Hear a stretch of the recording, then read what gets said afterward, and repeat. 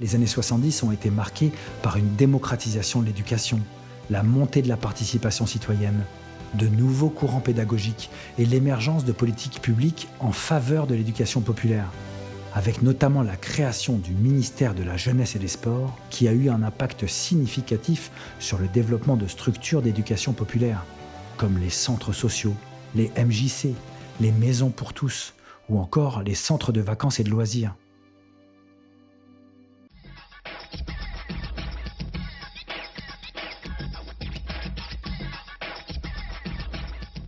Les années 80, elles correspondent quand même en France à un moment un peu particulier où on a changé politiquement de donne. En tout cas, c'est ce que beaucoup pensaient. C'est dans cet espoir que les années 80 ont débuté.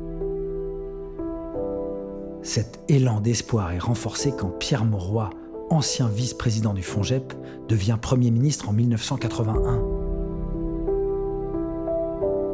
Son parcours souligne l'importance de l'éducation populaire dans la France du début des années 80.